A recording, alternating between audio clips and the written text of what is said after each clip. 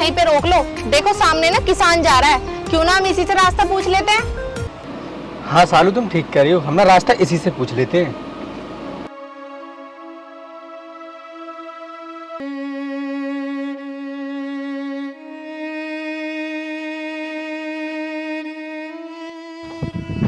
अरे ओ गवार!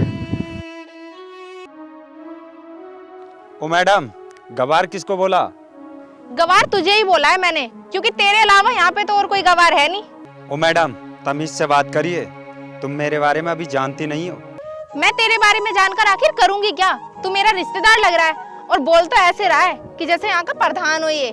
ओ मैडम, मैं प्रधान तो नहीं हूँ, लेकिन तुम्हें पता नहीं है मैं कितना बड़ा करोड़पति आदमी हूँ। तू और करोड़पति? मुझे तो तेरी शक्ल देखकर ऐसा लगता है तू गांव की ना नालियाँ साफ करता होगा। गले में तो तूने गमछा डाल रखा है और सड़ा सा ये कुर्ता पहन रखा है और बता रहा है अपने आप को करोड़पति। तुझे ये सब बोलते हुए शर्म नहीं आ रही क्या? ओ मैडम, चुप करो अपनी ये बकवास। अभी तुम मेरे बैकग्राउंड के बारे में जानती नहीं हो, मैं कितना बड़ा करोड़पति हूँ। और मैडम, तुम क्या बोल रही मेरे पहनावे को देखकर? अरे ये पहनावा नहीं, हमारे गाँव की शान है। और 1000 की भीड़ में नहीं, ये कपड़े पहन कर जाए तो देसी छोरा अलग ही लगता है। हाँ मैं जानता हूँ तेरी क्या औकात है। तू ना भैंसवा गोबर धोता है और अपने आप को करोड़पति बता रहा है। और सालू तुमने भी तो किस गवार को रोक लिया एड्रेस बताने के लिए? तुम्हें लगता है ये एड्रेस बता देगा? नीरज, तुम ना बिल्कुल सही कह रहे हो। लगता तो मुझे भी नहीं है इस गवार को देखकर कि ये हमें एड्रेस बता पाएगा। और देखो ना नीरज, इसके कपड़ों में से इतनी दूर से भी ना गोबर की स्मेल आ रही है और ये अपने आप को करोड़पति बता रहा है। ओ मैडम, चुप कर, मेरे पहनावे के बारे में मत बोल। तू क्या मेरे लिए रिश्ता लेकर आई है जो इस तरीके की बात कर रही है? रिश्ता? और वो भी तेरे जैसे गवार का? कौन लड़की तेरे से शादी करेगी? शकल देखी है तूने आईने में अपनी? ओ मैडम, मैं शादी करके क्या करूंगा? मेरी शादी पहले ही हो चुकी है। हाँ हाँ, हो गई होगी तेरी शादी पहले ही, और वो भी तेरे जैसी गवार ही होगी। सालू हमें आज चलते हैं, इस गवार की औकात नहीं है हमें एड्रेस बताने की। वैसे ही हम लेट हो रहे हैं, किसी और से पूछ लेंगे। आओ। हाँ नीरज, तुम सही कह रहे हो, हम ना वैसे ही बहुत लेट हो चुके हैं और इस गवार से ना एड्रेस बताया भी नहीं जाएगा। चलो।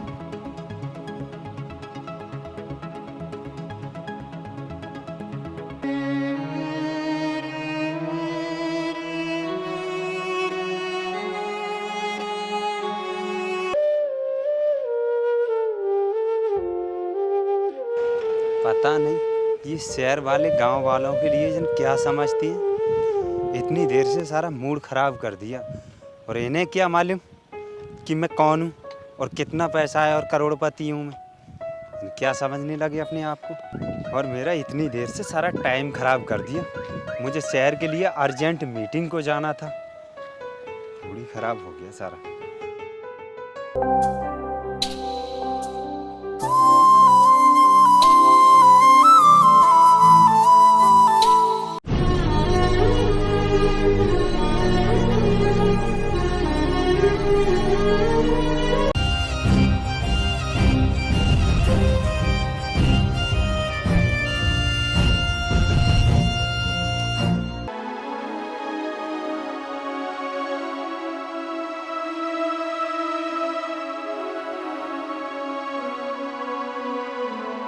अरे आ गए आप लोग।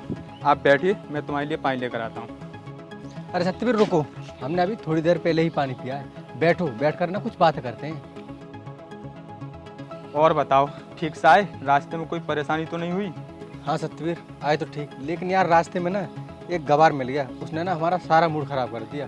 पता नहीं गाँव के लोग यार कैसे कैसे होते हैं। और हाँ सतबीर, वो गवार तो था ही और अपने आप को ना करोड़पति बता रहा था। मुझे तो देखने से ना एक नंबर का भिखारी लग रहा था वो।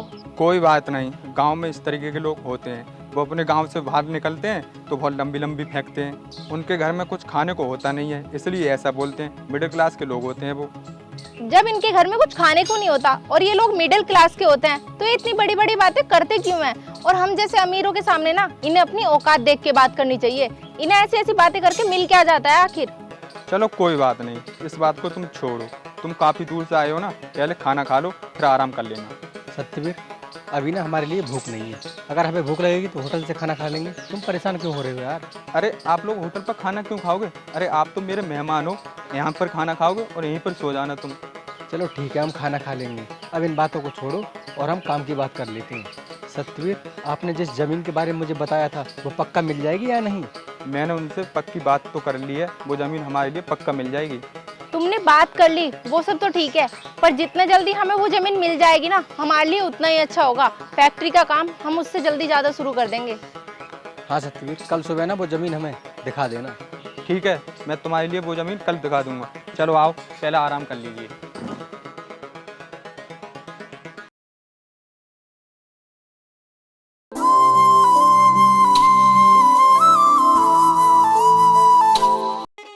मालिक मालिक, हाँ बोल किशन, इतना घबरा क्यों रहा है तू? क्या हुआ? वो मालिक मेरी माँ की तबीयत खराब है, मुझे कुछ पैसे दे दो। अरे जब तेरी माँ की तबीयत इतनी खराब है तो तू घर से ही पैसे ले लेता, यहाँ पे क्यों आया? बता कितने पैसों की जरूरत है तुझे?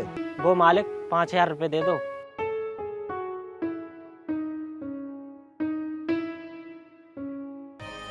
ये ले 5,000 है। और सुन, अपनी माँ का इलाज अच्छे से कराना। अगर और पैसों की जरूरत पड़े ना तो फिर मुझे बता देना और ले जाइए। ठीक है मालिक, आपका बहुत बहुत धन्यवाद।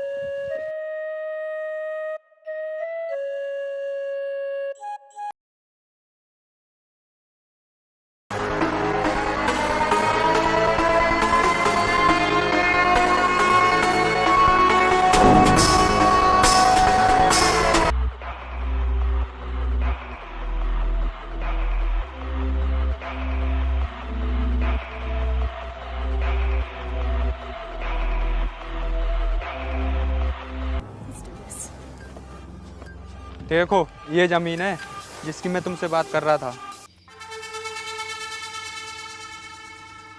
जमीन तो सही है और हमारी फैक्ट्री भी यहाँ पर अच्छी रहेगी, क्योंकि यहाँ पर आसपास में ना कोई गांव नहीं है। हाँ सत्यवीर, जल्दी से ना इस ज़मीन की बात करो, कहीं ये ज़मीन ना हमारे हाथ से निकल ना जाए। आप टेंशन मत लो, ये ज़मीन ऐसे नहीं बिकेगी जब तक मैं नहीं कहूँगा। आप तो पसंद करो। फिर भी सतबीर, आप एक काम करो, जिसकी ये जमीन है ना आप उनको कॉल करो और उनसे ना इस जमीन के बारे में बात कर लो। ठीक है, मैं भी कॉल लगाकर बात करता हूँ।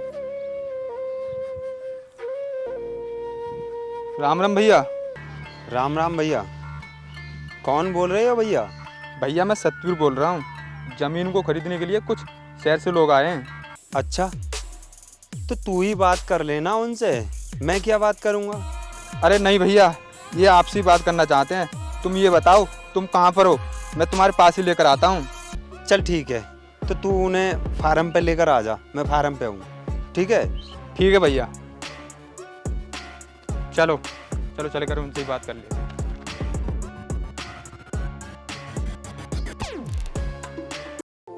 अरे महावीर, अरे वो धानों में लगाने के लिए कितने कट्टे लेकर आया तू? वो भैया 20 कट्टे लाया था। अच्छा, क्या उसमें तूने सब बखेर दिए? थोड़ा बहुत खाद बचा है या नहीं?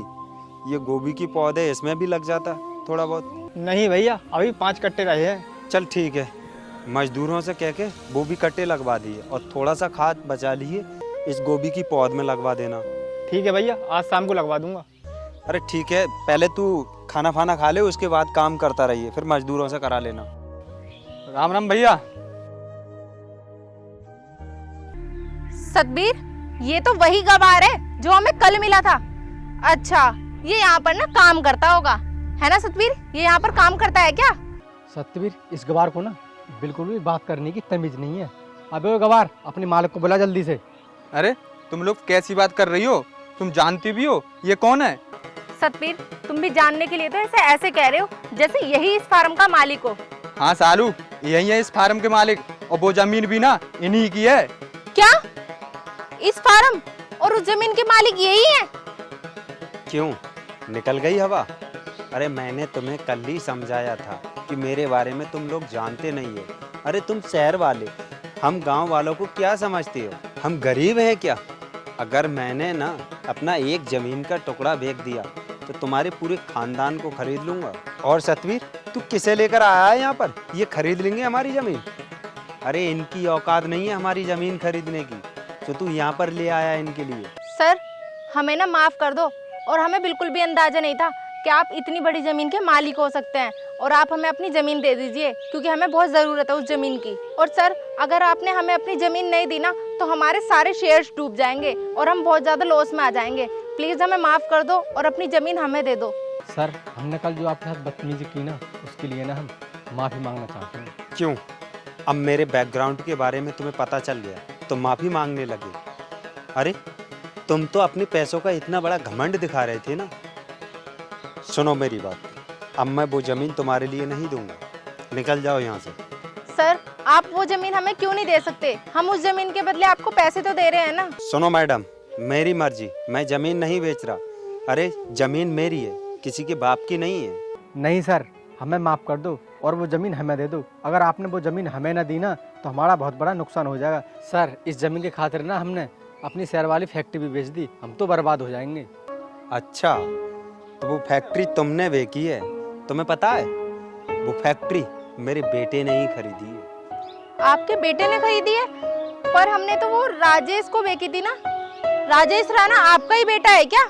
हाँ, राजेश राणा मेरा ही बेटा है। सर आपने सही कहा था कि आप मेरे बैकग्राउंड के बारे में नहीं जानते। किसी भी इंसान के कपड़े और उसका काम देखकर उसे जज नहीं करना चाहिए। आ गया अब तुम्हारे दिमाग में?